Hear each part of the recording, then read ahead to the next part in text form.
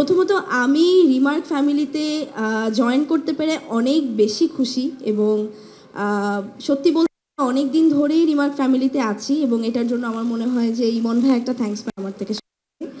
এবং এটার পাশাপাশি আজকে এতগুলো বড় বড় মানুষের সাথে একই পাশে বসে একই মঞ্চে বসে কথা বলা এখানে, এটাও আমার জন্য অনেক বড় পাওয়া।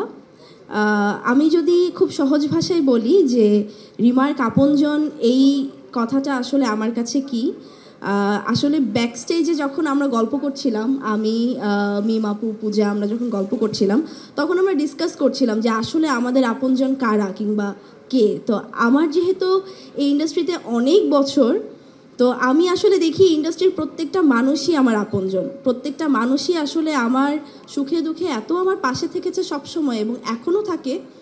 আর সবচেয়ে বড় কথা, আমার মনে হয় খারাপ সময় যারা খুব বেশি পাশে থাকে তারা আসলে আমাদের আসল আপনজন, এবং এই ইন্ডাস্ট্রির প্রত্যেকটা মানুষ আমাকে খারাপ সময় অনেক বেশি সাপোর্ট দিয়েছে।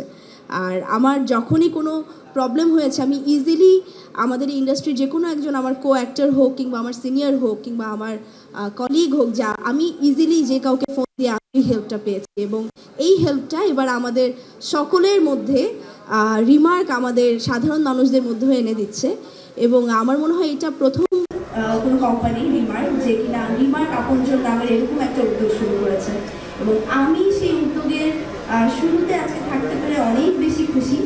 এবং আমি আশা করছি যে আমরা খুব ইজিলি আমাদের আপনজনদের কাছে এবার পৌঁছে যাব। এবার সাধারণ দর্শক এবং সাধারণ মানুষ রিমার্কের সাথে সাথে আমাদেরও অনেক আপনজন হয়ে উঠবে।